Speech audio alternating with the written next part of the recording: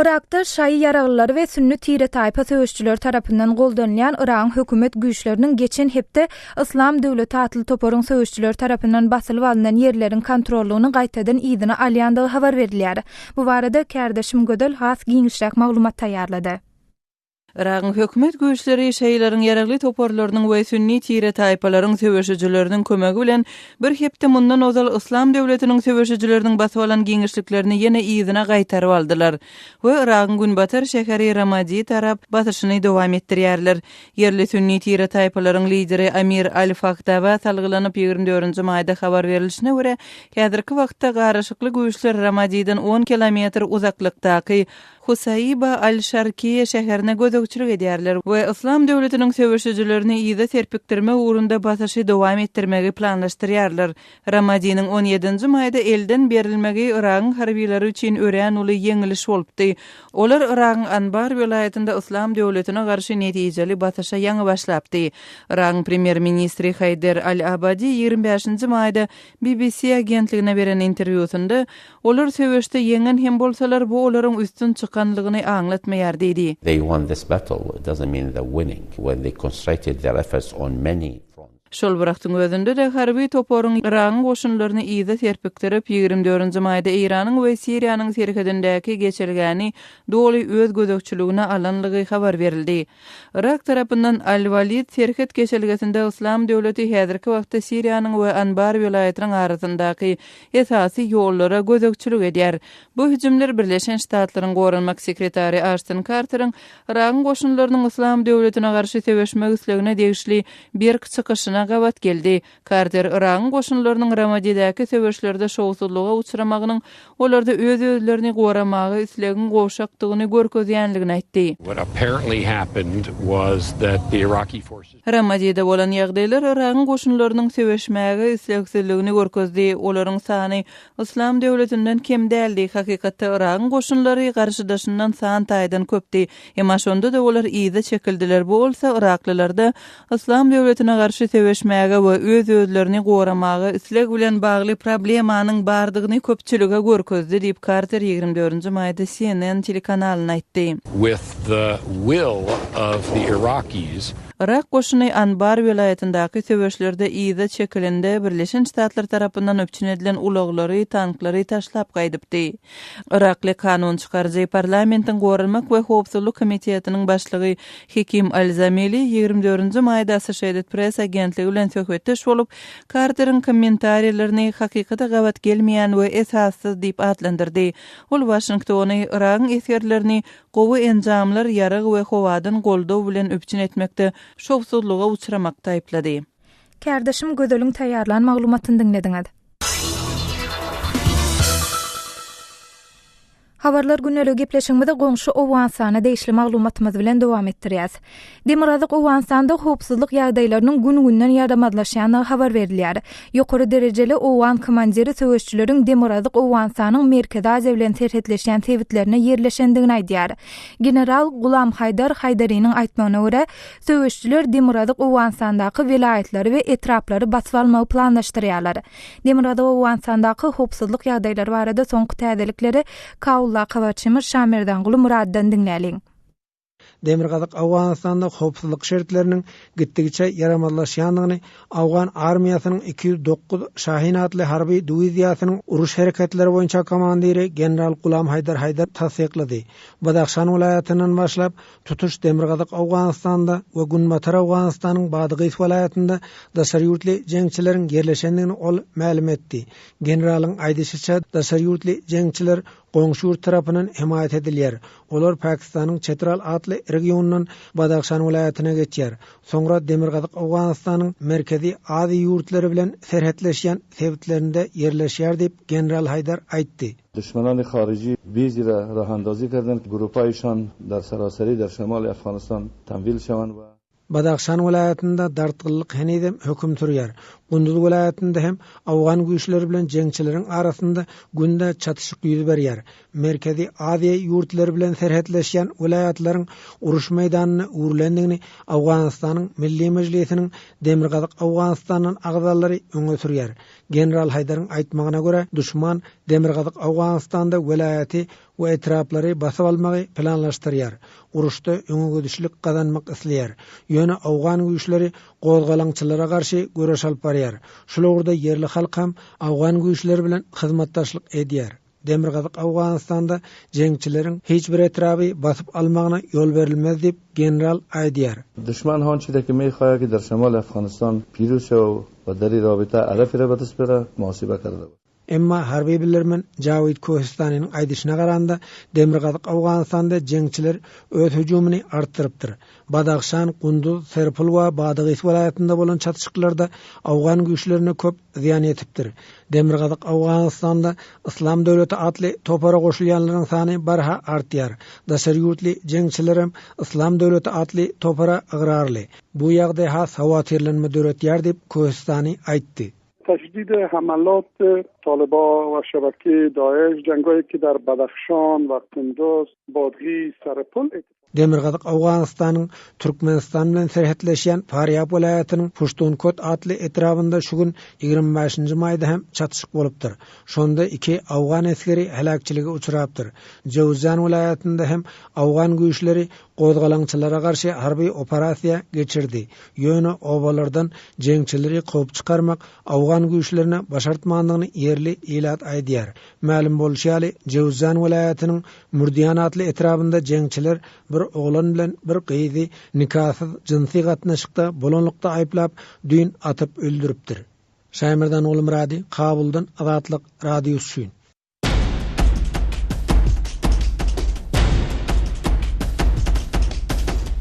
Azatlyk radiosynyň Azatlyk TV bölümi indi YouTube internet saytynda hem işläp başlady. Sahypamyzyň salasy youtube.com/Azatlyk online. Azatlyk TV'niň YouTube'daky sahypasynda Türkmenistanlylaryň, dünýä türkmenleriniň durmuşy bilen bagly resmi metodda görkezilmeýän gyzykly we täsirli video ýazgylary, sesli şekilleri görüpilersiňiz. Şeýlede Azatlyk TV'de tegelik stol söhbetleşliklerini milli we dünýä medeniýeti bilen bagly taýýarlanan materiallary hem tomoşa edip bilersiňiz. Ýatlaýar, bizi YouTube saytynda gözleg bölümini Azatlyk TV sözleri girizip tapyp bilersiňiz. Azatlyk TV tomoşaçy, gollawçy bolmagy çağırýar. Bizi izlerlen, bize ýazalyn. Azatlyk TV.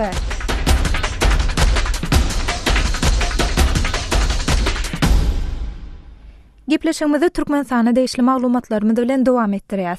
Türkmenistanyň paýtagty Aşgabatda Türkmen prezidenti Gurbanuly Berdimuhammedowyň ilkinji äpet monumentiniň açylyş dabarasy boldy. Bu monumentin ady Arkadag binasy bolup, ol paýtagtyň gün ortasyndaky baýrlykda ýerleşen Aşgabat köpürlü sport toplumynyň golaýynda urulypdyr. Atyň üstünde oturan Berdimuhammedowyň bu heykeli daş postamentiniň üstüne ýerleşdirilip, ol altın bilen çaýlypdyr.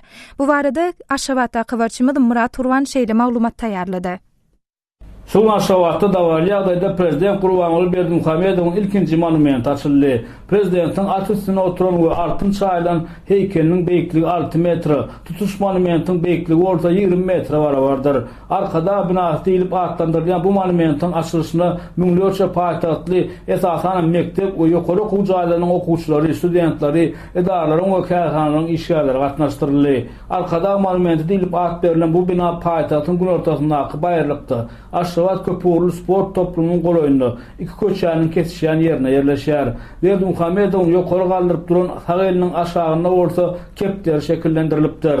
AFP Agence France habar agentligi heykele çaýdan altynyň hiliniň 24 karatlygyny habar edýär. Mundan olur bu monumentin açylyş dabarasynda bir näçe günläp taýýarlyk görülipdi. Monumentde barýan köçede we onuň töwereklerine bir näçe aýlap guruluşy we abadanlaşdyryş işleri geçirildi. Bir taraply prospektinden Aşgabat stadionuna barýan şol köçe we onuň trotuarlary ýuwulup, köçäniň gyralarynda uzak boýuna güller ekildi. Monumentin öňünde bolsa ýöýte sahna uruldy. Bu çaýa taýýarlygyň çäginde okuwçylar we dara kähäranyň işgärleri bir näçe önläp monumentyň açyş dawrasyna taýýarlyk repetisiýasyny geçdiler. Bu repetisiýalar diňjaş günlerinde hem dowam etdirildi. Ýatlak geçen iyul aýyna Türkmenistan prezidentiniň paýtagtyň guruluşynyň täze etabynyň proýekti bilen tanışlygy makaly vitse-premier we daşary işler ministri Reşit Meredov prezidentden sitata paýtagtyň gözel künjekleriniň birine görnükli ýerde prezidentiň statan soňy heykeliniň oturdulmagyna ygtyýar bermegini sorapdy. Şol ýonakda şeýle heykeliň oturdulmagy barada ýurdun ýolbaşçylaryndan we köp sanly raýatlardan tekliplerin gelendigi aýdylypdy. Şol gurulmalardan bir ýyl çemesi geçen soň Aşgabatda Türkmenistan prezidentiniň heykeli peýda boldy. Şu ýylyň iýun aýynyň ahyryna prezident Berdimuhammedowyň doglan gününe gawatlanyp Owlkent mehmanhanasynyň golaýyny arkada seýilýär hem açylar. Häzirki wagtda bu seýilýäň guruluşy tamamlanyp barýar. Bu Berdimuhammedowyň ilkinji heykelleri öňkü prezident Sapar Matniýazowyň döwründe ýurtda onun sanlı onlarca heykelleri gurulypdy. Niyaz ölen soň olardan käýerler ýykyldy. Käýerler bolsa görür gözden çetleşdirilip şäheriň gyrak bujaklaryna göçürildi. Habarçymyz Murat Turanyň taýýarlan maglumatyny dinlediňiz. Hormatly dinleýijiler, siz Berdimuhammedowyň monumentiniň açylmagyna nähili araýarsyňyz? Bu barada bize görüň beriň. Öz pikir araýşlaryňyzda bellikleriniňizi biziň bilen paýlaşyň. Biziň metbuat email belisi gmail.com email adresimizde haturadyň ýa-da Moskwadaky telefon belimiz 7926 236 04 55. Jaňydyň ýa-da SMS ýazyň. Şeýlede biz bu barada okuwçylarymyzyň pikir araýşlaryny bilmek üçin azathabar.com web saýtymyzda pikir sorulşyk hem ýerleşdirdik. Pikir sorulşykda siz Berdimuhammedowyň monumentiniň açylmagyna nähili araýarsyňyz diýip soradyk. Bu soragy okuwçylarymyzyň 7,10 bir götürme bipark diýip ses beren bolsa 14,13 götürme oňyly araýan diýip ses beripdir. Okuwçylarymyzyň aglawasy ýagny 78,16 götürme bolsa prezident Berdimuhammedowyň monumentiniň açylmagyna oňoýsuz garaýandygyny beýan edipdirler. Hormatly dinleýijiler, bu pikir sorulşyga gatnaşyp siz hem öz garaýşlaryňyzy beýan etmek isleseňiz sizi azathabar.com web saýtymyza täýid etmäge çağırýas. Web saýtymyzda Türkmenistandan garawum.info arkaly girip bilersiňiz.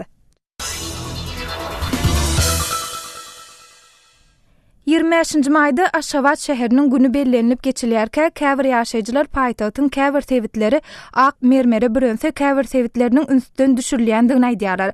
Şol bir wagtyň özünde käbir ýaşaýjylar Aşgabatyň käbir sewitlerinde eýem ençemi ýyl bäri çözülmän gelýän käbir bökdönçlikleriň saklanyp galýandygyny aýdýarlar.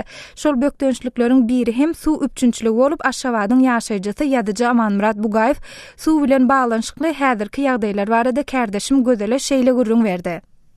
Amanmurat ağa, agyz suw el ýeterliligi häzirki wagtda Türkmenistanda we hususan da Aşgabatda iň ýiti meseleleriň biri bolup durýar. Edil şu gün suw üçünçüligiňiz nähili şu barada gurrun berýärsiňiz? Ol hakda gurrun etsek bolsaňyz şäher bir aýry-aýry bölekleri bölüp gurrun etmeli bolýar. Meselem elitin ýylýän jaýlarda soňky 10 ýyllardan jaýlarda suw problematy umuman ýok. Öňküsenden mikroýollarda meselem bizim ýaşaýanymyz Karahat 1-2 mikroýollaryna beýleki 6-njy, 2-nji, 3-nji, 7-nji, 10-njy, 9-njy mikroýollarda 11-nji mikroýolna gatda suw odýan gowdar. Bizde de şo gowdy päwir şükür edemizde de rejimli berilýär.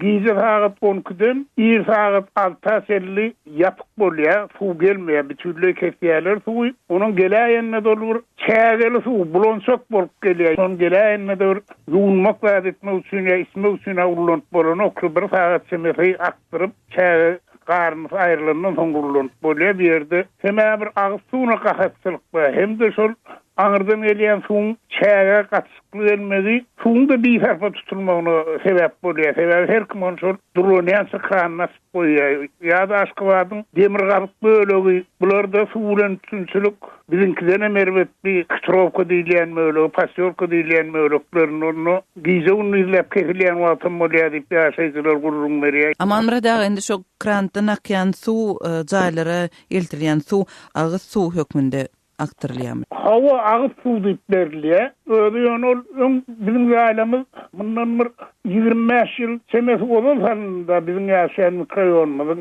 şol salmaýan wagtlary ullanma berilende 89-njy 90-njy ýyllarda jaýlara gelýän suw hasam oňotdur. Arasda suwdy. Suwun kiliniň ütkemegine näme sebäp boldy? Ozal suw arasda bolan bolsa häzir näme üçin çeýle bulama kapa suw gelýär? Şunuň bilen gyzyklanyp gördüňizmi? Hawa ol şäherin ýaşaýjylarynyň aglabasynyň bilýän hakykaty bizine şu häzirki zaýymda mundan 25 ýyl ol göçüp geldikde şondan soň 5 ýyllar geçenden soňra Aşgabat şäherine fontan uruldy. Şähere yer astyndan gelýän arasda agyz suwunyň ulu bölegi fontanlara satyldy. Galanam soňklanýan elitni diýilýän zaýlara ine şolar eltildi. Ýene bir sebäp şäherin gün ortasında dağ eteğine eğer pulu meydanı bağ ekildi. Häzir ekilýär her ýer. O taýda ekilin bağlar forma üçin çemmeren ýerden skvajna gazyldy. Türkmenistanda futur setlenmagy üns berilen ol.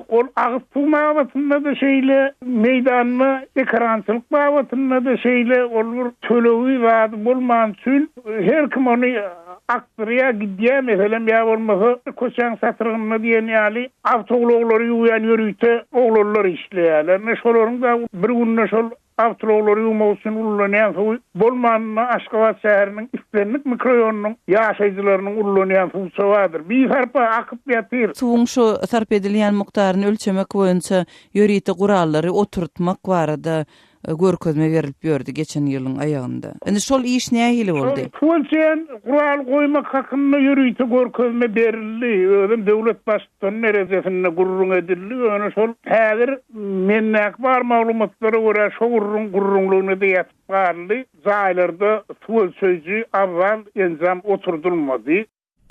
Kardeşim Gödeliň Aşgabatly ýazyjy Aman Murat Bugay bilen geçiren söhbetleşlerini dinlediňiz. Hormatly dinleýijiler, suw üçünçlügi siziň ýaşaýan welaýatyňyzda şäheriňizde etrapdyr owaňyzda nähile? Bu barada bize gurrun beriň. Oňoýly ýa-da oňoýsuz itlenlik pikir araýşlaryňyzy biziň bilen paýlaşyň. Ýa hem belläp geçişmi diýaly biziň medbot email belgisi gmail.com email adresimde haturadyň. Hormatly radio dinleýijiler, Azatlyk radiosynyň internet saýty size mobil telefonlaryňyz arkaly hem el ýeterlidir. Mobil sahypamyzyň adresi azathabar.mobi. Bu sahypamyz size Azatlyk radiosynyň web saýtyndaky täzelikler, Türkmenistan halkara ýörüýte gepleşikler we multimedia bölümlerinde ýerleşdirilen maglumatlar bilen tanyşmaga doly mümkinçilik berýär. Şeýlede efirde gidip duran gepleşikleri de mobil telefonlaryňyz arkaly dinläp bilersiňiz. Azatlyk radiosynyň mobil sahypasynyň adresi azathabar.mobi. Azatlyk radiosynyň gepleşiklerini mobil telefonlaryňyzda hem dinläň. Gepleşigimizde Balkan welaýatyna değişli maglumatymyz bilen dowam etdirýäs.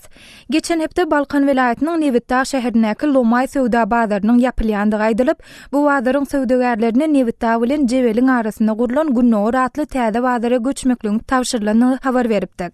Bu bazaryň käbir söwdägärleri Azatlyk radiosyna beren maglumatlarynda özlerine köne bazardaky dukan ýerleri üçin kompensasiýanyň berilmeýändigini we täze bazarda hödürlenýän dukanlaryň hem öz söwdalary üçin amatly däldigini aýdypdylar. Ise Balkan welaýatynaky Lomay bazaryň ýapylmagy bilen baglanyşykly ýagdaýda haýsy-da bolsa bir täzelik barmy? Biz bu mesele bilen gyzyklanyp Aşgabatly grajdan aktivisti Nurberdi Nurmämedow bilen bir talymyň söhbetdeş boldyk. Nurberdi Balkan awatda bazaryň ýapylmaly edilenle bilen baglanyşykly ýagdaýda täzelik barmy? O hakra. Bazar yapılmalı edilenim bolsa, bir gün ýerden başlap täzeden sol bazarda söwdägärleriň işlemegine ruhsat beripdirler. Bazar häzir işleýär. Ýöne ýekeje bir şert goýulypdyr bazary girýän. Ýük maşinlarynyň sany 20-den artmaly däl. Olaryň umum sany çäklendirilmek, ýöne bir bazary girýän ýük maşinlarynyň sany 20-den artyk bolmaly däl diýilip, soňra şert goýupdyrlar. Aha. Norwerda inni bazar yapılmalı edildi. Ýöne söwdägerlere häzirki wagtda işlä vermeli, ýagny işlemeklerine ruhsat berilipdir. Bu ýagdaýa nähil düşünmeli? Ýagny başda bazardan çykmaly, başga bazara göçmeli edilenden soň gaýtadan ýene-de söwdägerlere bazarda arkaýyn işlä verin diýmegine siziň pikiriňizçe näme sebäp boldy?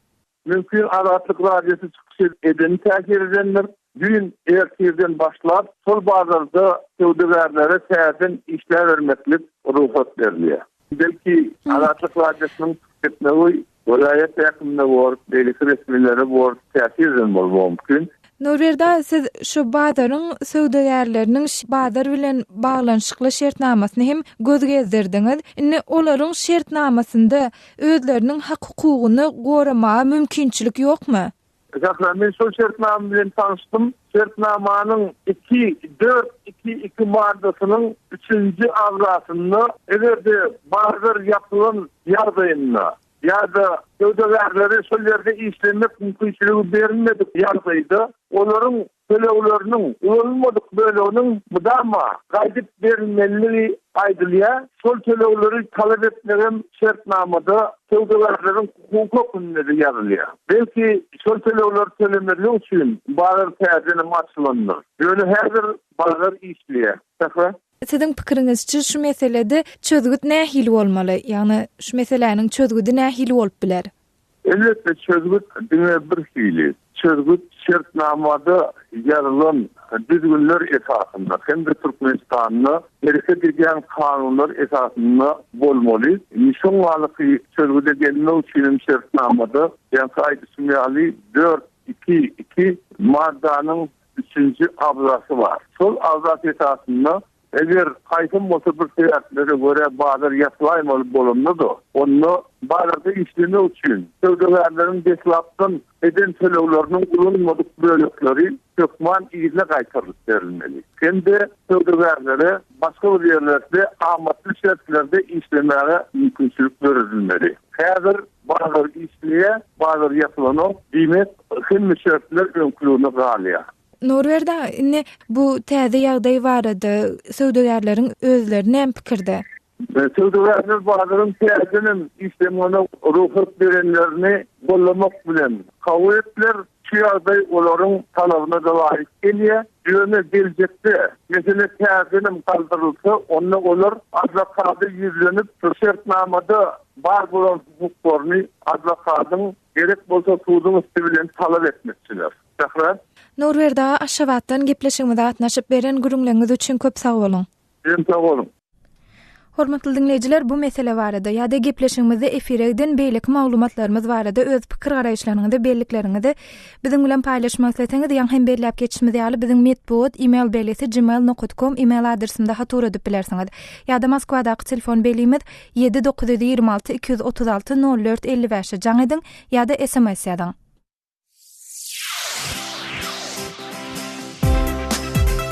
Hormatly dinleýijiler, Azatlyk radiosynyň maglumatlaryny kontakty sosial ulgamynda hem izarlap bilersiňiz. Ol ýerde ýurduň içinde we halkara arenasyna bolup geçen wakalary bilermenleriň pikir garaýşlaryny okap izarlap bilersiňiz. Şeýlede kontakty arkaly biziň bilen habarlaşyp, maglumatlaryňyzy hem galdyryp bilersiňiz.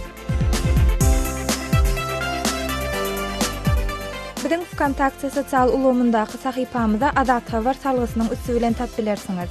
Gaýtalaýarys.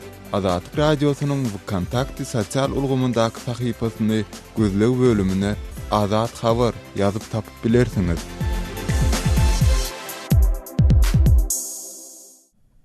Hormatly dinleýijiler, şunuň bilen habarlar günnelik gepleşigimizi geçirip oturýar. Gepleşigi Pragadaky studiýadan men Sähra alyp bardym. Saatlar ketmeden soň gepleşiklerimizi ýazgyda dinläp bilersiňiz. Azatlyk radiosynyň tolkunlaryndan aýrylmaň.